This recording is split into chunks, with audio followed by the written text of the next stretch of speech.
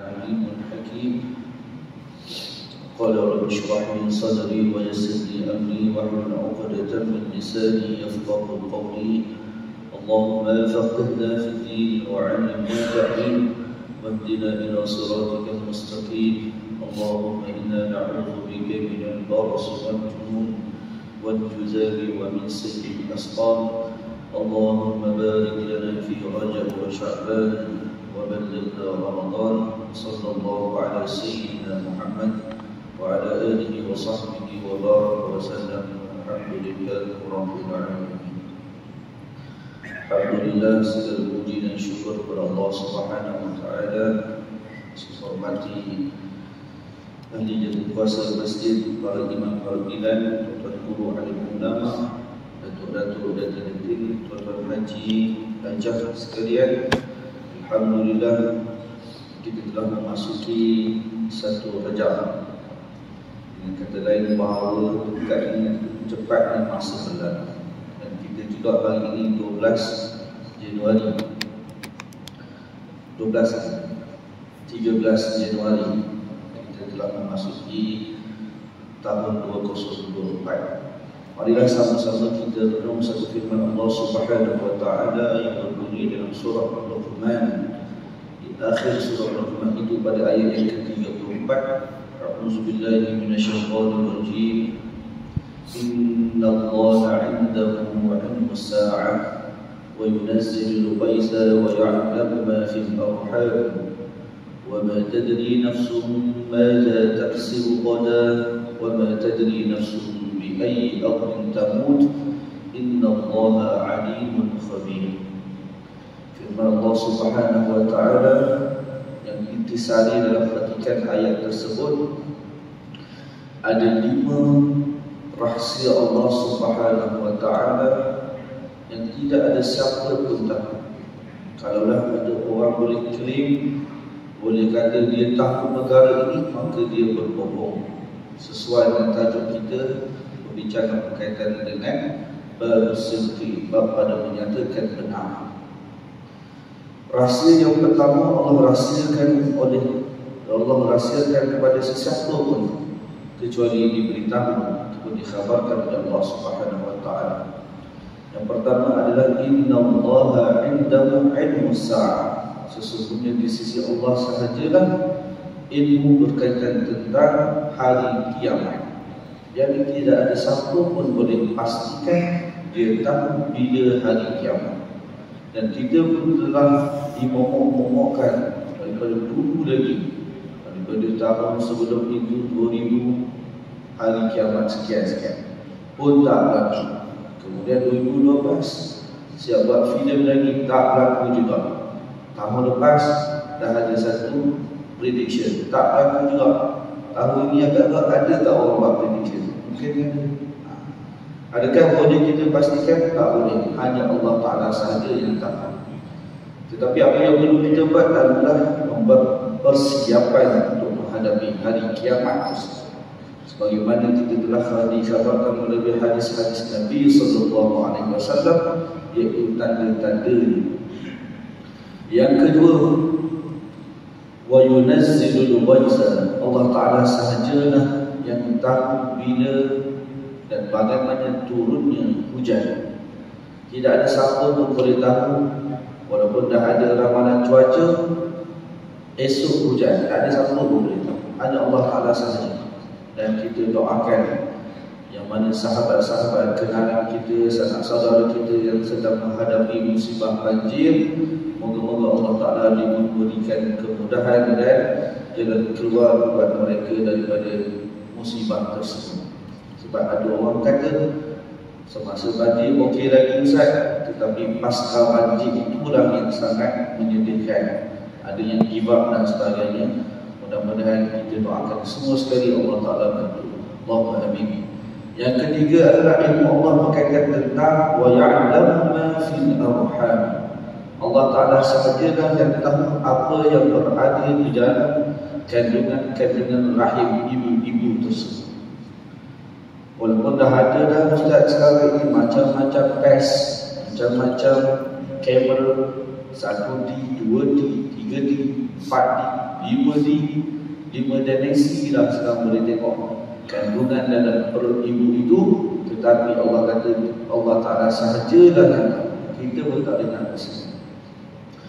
Dan dalam ayat itu Allah menggunakan lafaz ma, bukannya man, untuk mengatakan bahawa belum pasti lagi yang lahir itu berbentuk manusia. Boleh jadi tak keluar dalam keadaan gugur seketul darah, boleh jadi tak pasti. Maka begitulah keistimewaan ayat Al-Quran yang diturunkan dalam bahasa Arab, dia precise, menggunakan lafaz ma, bukannya man. Kalau nak kata manusia, Allah Ta'ala akan gunakan man. Seperti mana kita tanya kawan kita, man anta, siapa kamu, itu dalam bahasa.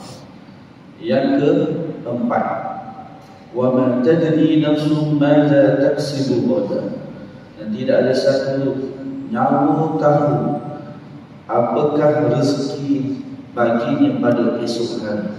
Bukan saja esok, sekejap lagi pun kita tidak tahu macam mana rezeki kita.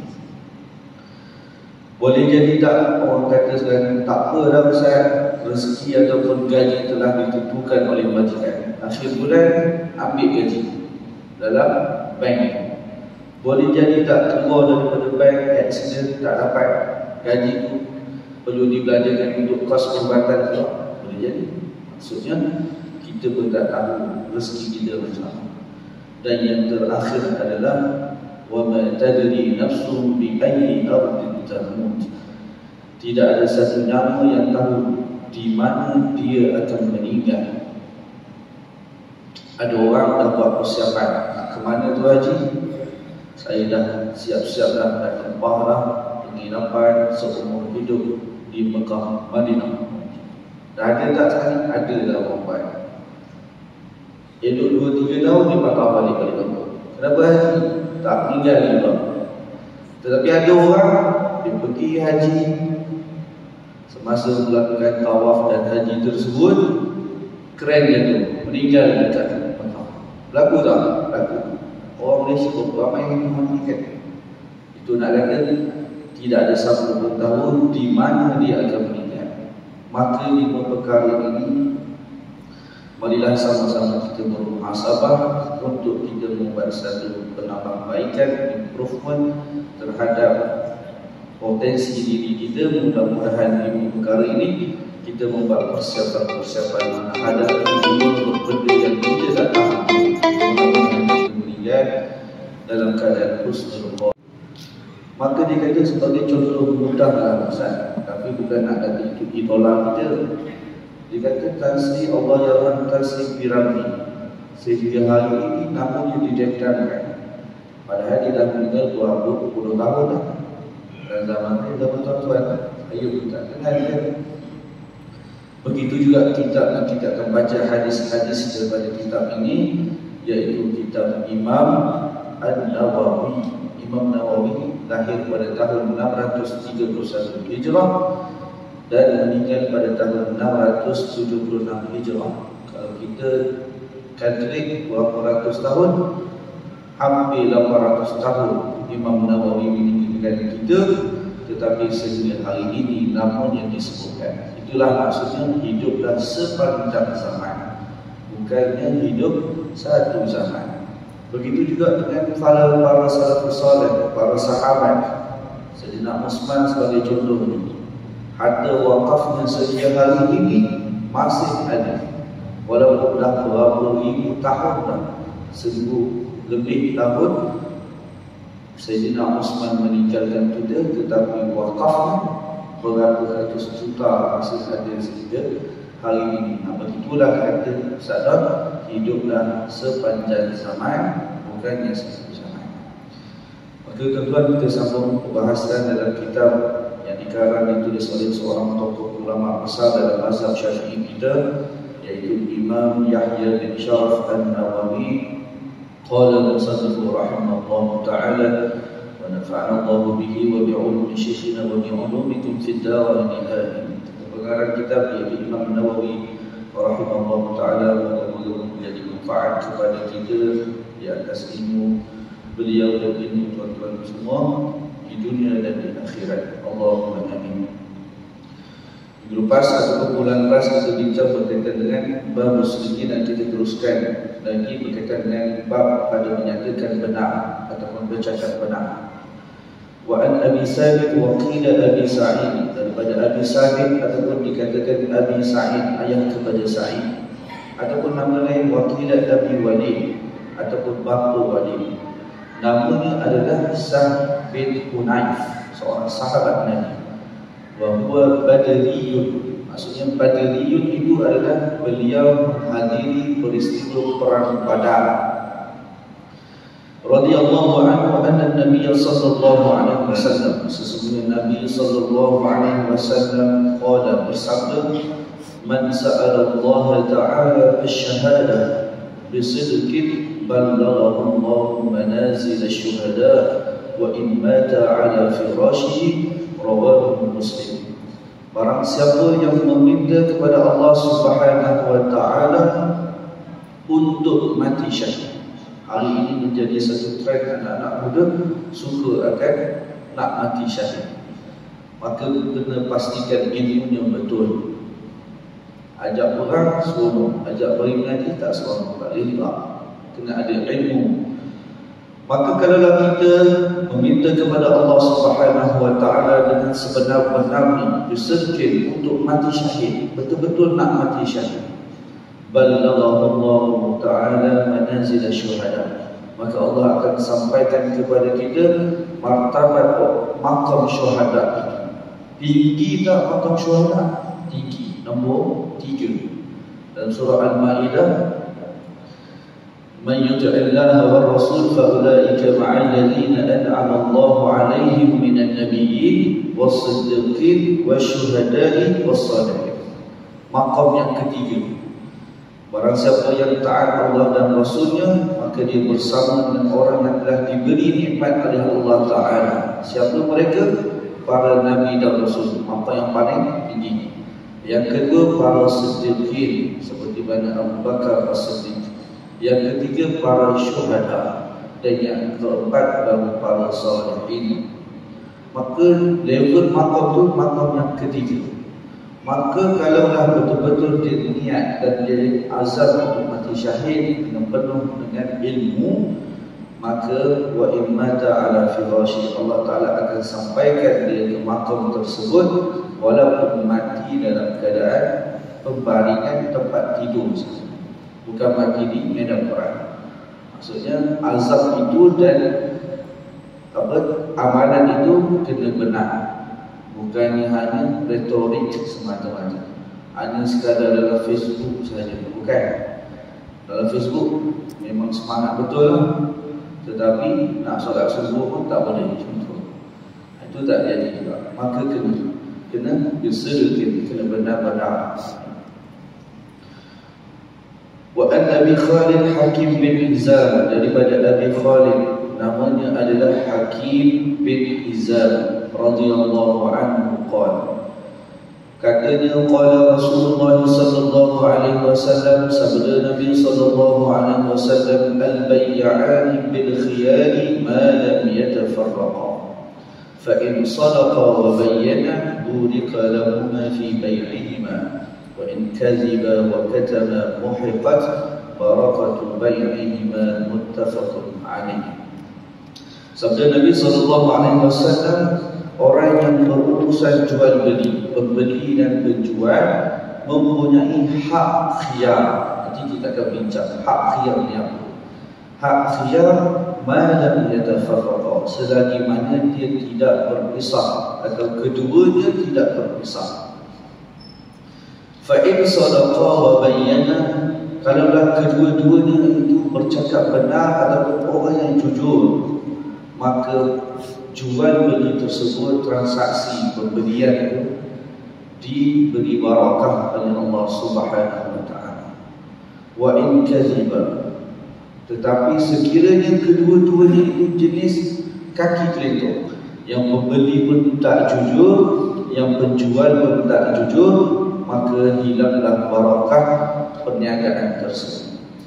Nak kata tuan, setiap amalan kita kalaulah kena dengan syarak, maka mendapat keberkatan oleh Allah Subhanahu wa taala.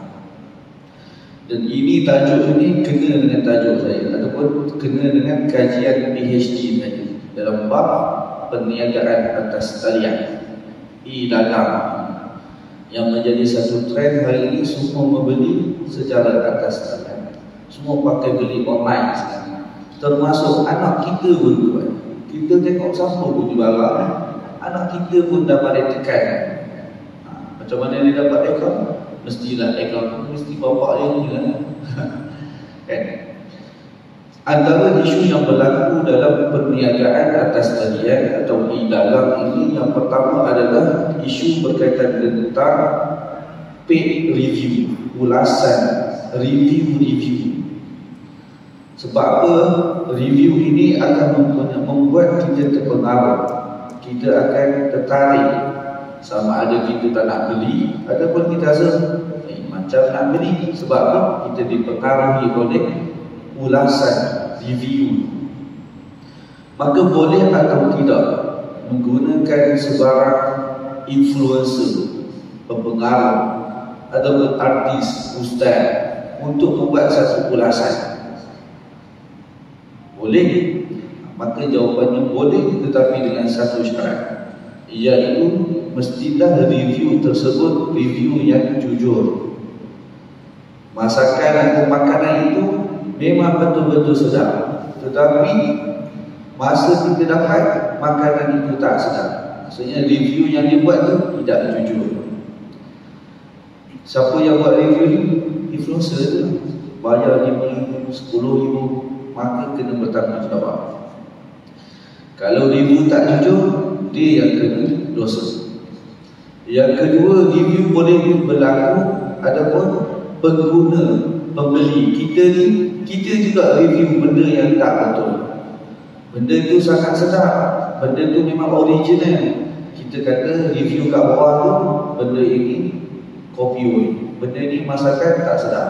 Kita yang tak jujur. Maka kedua-dua mesti jujur. Peniaga pun kena jujur, pembeli pun kena jujur.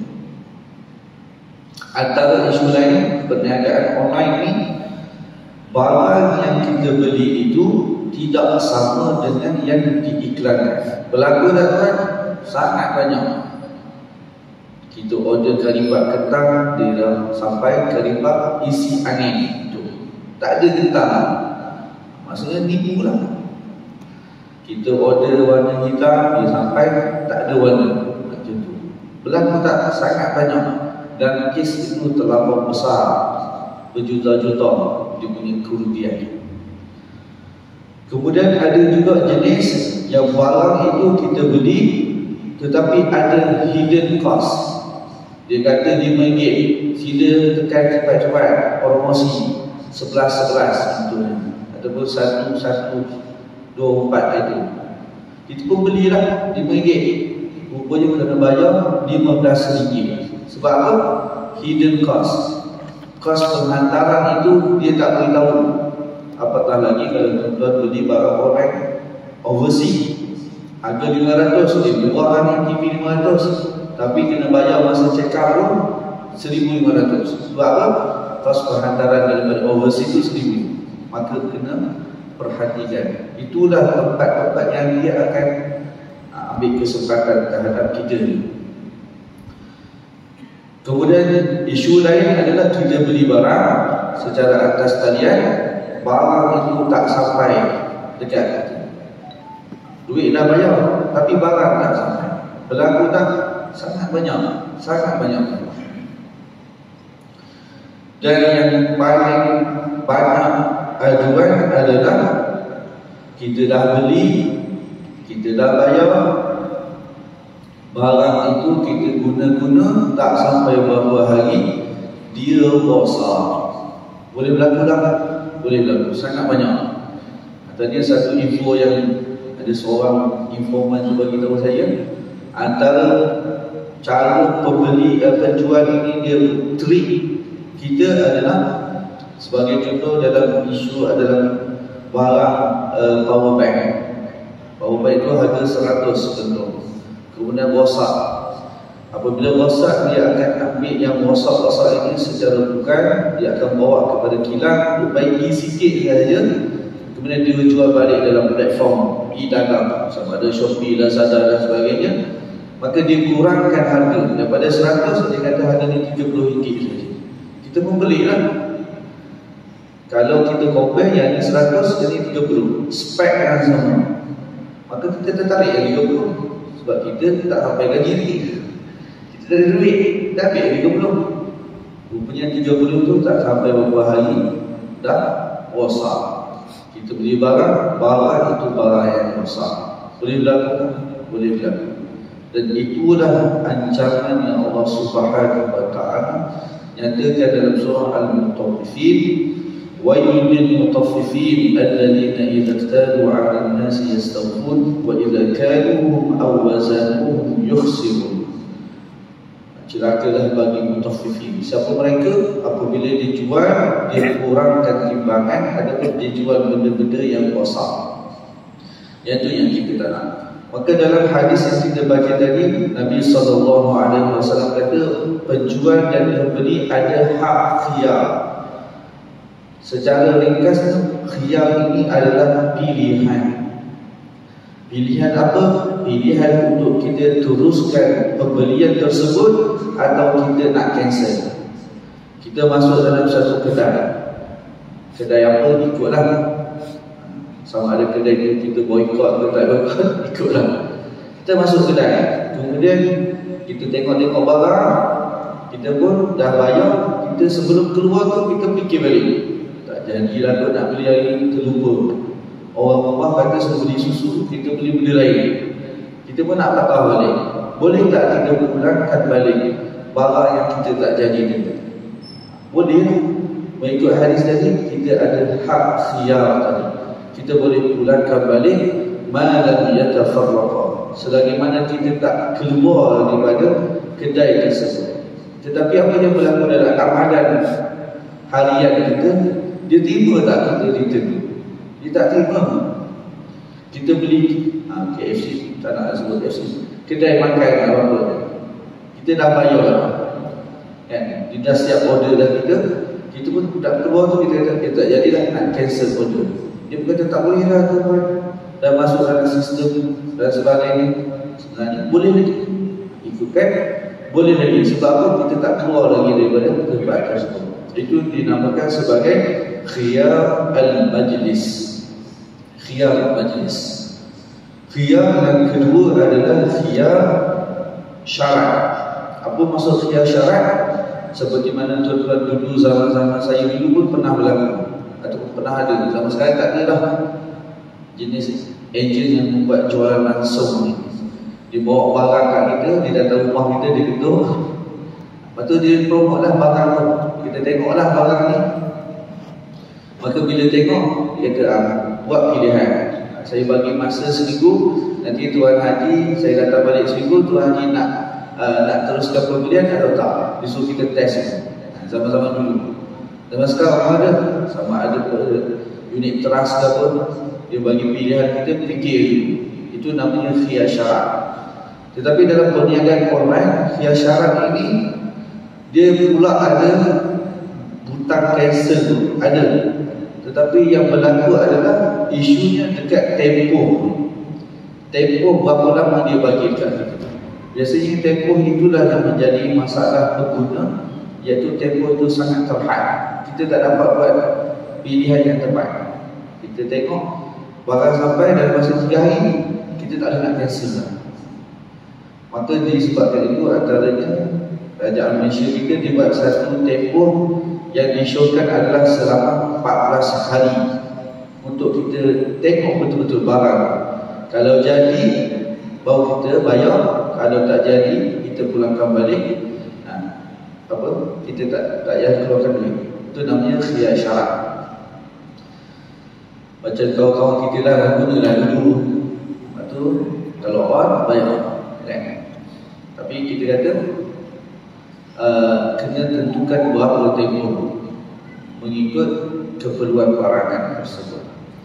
Yang ketiga adalah khiyar ar-ru'yah, pilihan secara pembayaran apabila kita lihat barangan tersebut, atau istilah kita sekarang ini, model ini dipanggil cash on delivery, COD. Itu memang sangat manfaat. Kita kena gunakan khiyar tersebut. Kenapa? Sebab itu dapat mengurangkan risiko kita kena tipu. Kita beli, kita order, sampai dekat kita tu, kita cek dulu barang sama tak dengan spek yang kita beli, yang kita nak, yang kita order. Kita cek lah. Maka kita kena cek betul-betul. Yang menjadi masalah, kita pun tak cek juga. Kita terima macam tu je, lepas tu bayar. Sedangkan kena cek. Kalau puas hati baru kita bayar. Itulah juga yang disarankan oleh pihak kementerian kita, pihak Kementerian Perdagangan Dalam Negeri, untuk kita mengamalkan sistem ini, cash on delivery. Sebab apa? Kita boleh tengok barang. Kalau tak puas hati, kita return balik. Kalau okey, kita bayar. Dan yang keempat, yang terakhir, ada 4 khiyar yang standard dalam perniagaan atas talian ini. Yang keempat adalah khiyar al-aib. Khiyar aib. Apa maksud khiyar aib? Yang ni yang selalu kita buat. Apabila kita beli barangan, sama ada kita tengok barang tu, kita buka, kemudian kita test. Sama ada, kalau contoh barang elektronik, kita test lah, jadi ke tak jadi. Kemudian kalaulah ada kecacatan, maka kita return and refund balik. Sama ada kita return ataupun kita refund balik. Itu ada dalam peruntukan undang-undang kita, Akta Perlindungan Pengguna 1999. Maka kita kena gunakan hak kita dengan betul. Janganlah kita pula tak apalah orang sampai dekat tu kita tak cek. Sebab apa yang menjadi masalah adalah apabila dia cek lambat, sedangkan dalam masa dia nak cek itu, warranty ataupun kita kata cancellation tempoh itu dah tamat. Dan itulah baru kita nak cek, dia pun kata tak boleh nak buat apa. Itu yang menyebabkan kerugian. Maka marilah sama-sama kita menjadi pengguna yang bijak. Langkahnya adalah 4 secara mudah. Yang pertama adalah kita tengok review, dan kita pun kena buat review untuk manfaat orang lain. Kita pun kena buat ulasan. Sebab kita ulasan kita itu akan menyebabkan orang tu untuk manfaat orang lain. Orang akan tengok ulasan kita. Tetapi kita kena bersikap jujur, seperti mana hadis Nabi SAW yang kita baca tadi. Yang kita pula memandai-mandai. Kita dapat apple, kita tulis orange. Kita dapat orange, kita tulis apple. Tak boleh. Kena tulis betul-betul apa yang kita dapat terhadap pembelian tersebut, ataupun kita dapat daripada perkhidmatan yang kita beli. Yang kedua adalah kita kena cek keseluruhan info. Antara info yang paling kita kena cek adalah kita kena tahu namanya dan kita kena tahu di mana alamatnya. Itu yang menyebabkan pihak, bila mana kita kata, kita bertanya dengan pihak kementerian, isu sebenarnya apa? Kata, okey Ustaz, aduan tu kita terima, tapi kita nak trace bayar. Seperti mana yang Makau sekarang, nak trace tu bayar. Kita nak trace tu sebab berdasarkan alamat. Surat letter kita nak saman atau nak bawa dia ke tribunal itu tuan pengguna, kena kita hantar surat alamat kita ada. Maka kita kena cek segala info berkaitan dengan penjual tersebut, supaya nanti kalau apa-apa isu kita selamat. Termasuklah kita kata info berkaitan tentang polisi pembelian. Polisi apa? Sama ada dia bagi tak secara COD. Kalau dia kata boleh COD, kita ambil option COD. Kita tak nak bayar duit dulu. Kalau kita bayar duit dulu, itu yang menyebabkan kita rugi dulu. Risiko dia terlampau tinggi. Yang ketiga, kita cek ada COD. Dan yang keempat, kita tengok sama ada atau tak polisi berkaitan tentang return and refund. Kalau tak ada, kita lari awal-awal. Tak payah belilah kedai ni. Sebab apa? Kita kata yang sebelum ni hadis yang kita baca, kalau yang jenis kaki biru memang dia akan tipu je. dia akan ambil kesempatan terhadap kita.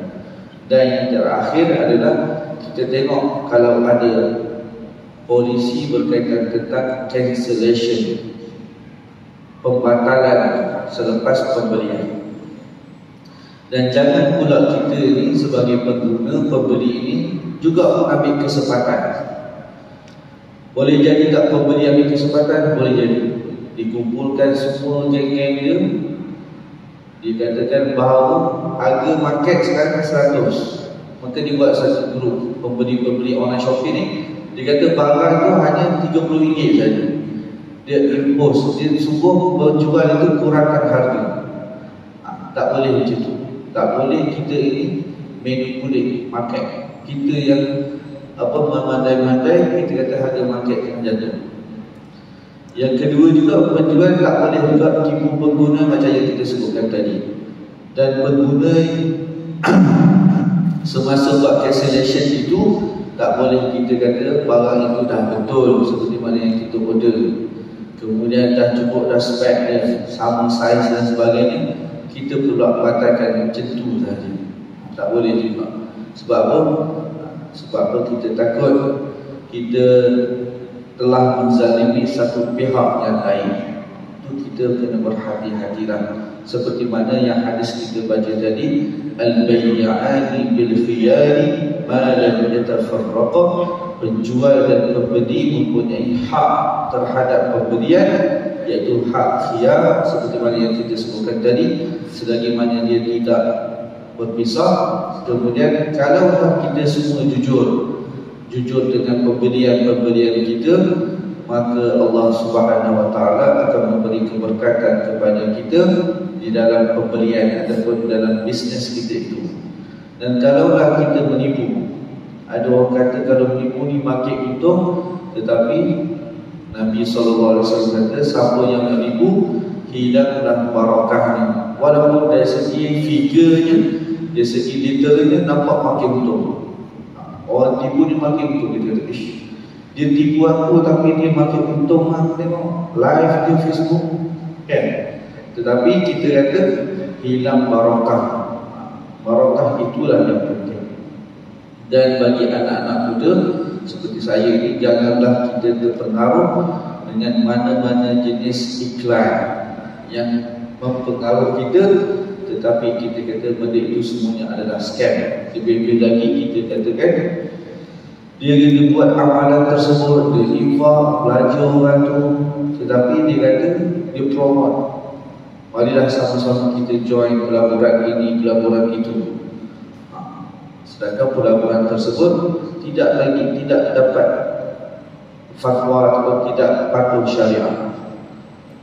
Dia infak menunjukkan orang seronok, bagusnya dia ni, tolong orang susah, tolong budak-budak, tolong anak yatim. Tapi dalam masa yang sama, live dia, klip-klip video dia mengajak ke arah pelaburan-pelaburan yang tak patuh syariah. Maka kita pun seronok, nak join juga kan. Sebab apa? Kaya. Sedangkan yang kita sebutkan, siapa yang jadi macam tu, di dalam apa, secara literalnya kaya, tetapi hilangnya barakah. Itu yang kita cari. Mudah-mudahan kita menjadi orang yang jujur, dan mudah-mudahan kita tidak tertipu dengan pembeli atau penjual-penjual yang mengambil kesempatan di atas. Kita kata kita pun kena tambah pengetahuan. Tak ada tambah pengetahuan, itulah menyebabkan kita yang kena tipu. Maka kena tambah ilmu. Mudah-mudahan kita semua terselamat daripada amalan-amalan tersebut. Seterusnya tuan-tuan yang saya muliakan, wa an Abi Sufyan Sakhr bin Harb, daripada Abu Sufyan Sakhr bin Harb radhiyallahu anhu fi hadisihi al-tawil fi qissati Iraq. Daripada Abu Sufyan memutuskan Abu Sufyan untuk berjumpa dengan Iraq. Di situ orang kata Nabi ini pandai dalam ilmu pengurusan. Dia tengok dulu siapa yang nak jumpa, dia hantar orang yang layak. Kalau hantar Abu Iraq, tak eloklah. Abu kan tak pandai ilmu diplomasi. Yang pandai ilmu diplomasi orang bangsawan seperti mana Abu Sufyan. Maka Nabi kata, apa yang Nabi engkau itu nak seru, nak dakwah kepada aku? Maka kata Abu Sufyan, kuntu yaqul u'budullah. Maka Abu Sufyan kata, Nabi SAW menyuruh kepada kamu, u'budullah wahdah, beribadatlah dan bersembahlah Allah yang satu, wala tusyriku bihi syai'an, dan janganlah menyekutukannya. Sebab apa? Di zaman Nabi itu dah berlaku penyelewengan terhadap agama Nasrani. Sebab Nabi pada tahun 610 miladi atau Masehi. Sedangkan yang dipesongkan pada tahun 300 lebih Masehi. Maka zaman Nabi itu Yahudi ataupun Nasrani telah dipesongkan. Sebab itu Nabi menyuruh kepada sembah Allah yang satu. Sebab apa? Dah berlaku dah peristiwa ataupun isu Trinity zaman Nabi. Jangan menyekutukan dengan yang lain. Wajrubu ma yaqulu aba'ukum, tinggalkanlah apa yang kamu selalu sebut, ini agama nenek moyang kamu, ini agama nenek moyang kamu. Tinggalkanlah perkara tersebut. Wa ya'muruna bis-shalah, Nabi SAW menyuruh kepada untuk solat. Dan ini yang paling penting dalam bab kita ini, Nabi menyuruh untuk bercakap jujur. Wal afafi wassilah, dan Nabi juga menyuruh kepada pembesar hierarki itu untuk al-afaf, untuk menjadi orang yang mulia, dan juga wassilah, dan orang yang menyatukan silaturahmi. Muttafaqun alaih. Nak kata rombongan Nabi SAW yang penting itu, selain untuk menyuruh kepada Allah Subhanahu Wa Taala, menyuruh kepada ibadat kepada Allah yang satu, dalam masa yang sama Nabi menyuruh kepada hierarki untuk sama-sama bercakap jujur, untuk menjadi orang yang benar. Nak kata penting dalam kehidupan kita untuk menjadi orang yang benar, dan benar ini seperti mana yang telah kita kupas pada perbincangan yang lepas, benda itu bersifat di dalam hati. Bagi Al-Azhar dia sama, perbuatan yang dibuat di zahir itu sama dengan perbuatan dalam hati ini. Sama ada dibuat secara terang-terangan ataupun dibuat secara sembunyi, sama. Itu orang yang benar. Begitu juga lah kalau dia buat secara depan orang ataupun tersembunyi, maka sama. Dia solat 2 rakaat depan orang, di belakang orang dalam keadaan sembunyi pun dia solat 2 rakaat. Itulah orang yang jujur, yang benar. Sebutkan orang yang betul-betul benar. Maka kata Allah Subhanahu Wa Taala, ya ayyuhalladzina amanu taqullaha wa kunu ma'as-shadiqin, wahai orang-orang yang beriman, bertakwalah kepada Allah dan bersamalah dengan orang yang siddiqin. Kita nak jadi orang yang siddiqin seperti mana Abu Bakar sangat susah, tetapi kita bersamalah dengan orang-orang yang benar. Mudah-mudahan terbias-terbias itu kita pun sekali menjadi orang yang benar. Begitu juga lah kalau kita bersama dengan orang yang selalu kaki kelentung, kita pun lama-lama boleh jadi kaki kelentung juga. Maka pilih dan sahabat dan kawan kita. Mudah-mudahan kita semua dapat menjalani kehidupan pada tahun ini dengan lebih baik. Mudah-mudahan tahun ini lebih baik daripada tahun-tahun yang sebelumnya.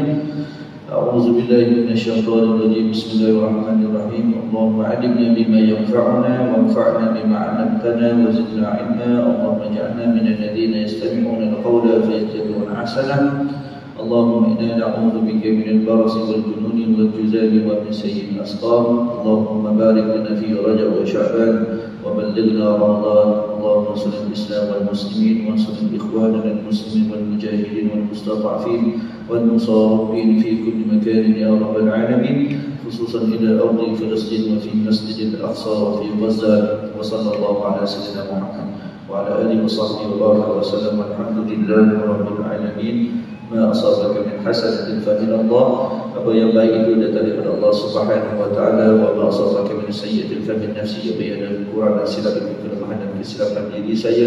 Kullu min indillah. Qul qawli hadza wa astaghfirullah lakum. Wassalamu alaikum warahmatullahi wabarakatuh.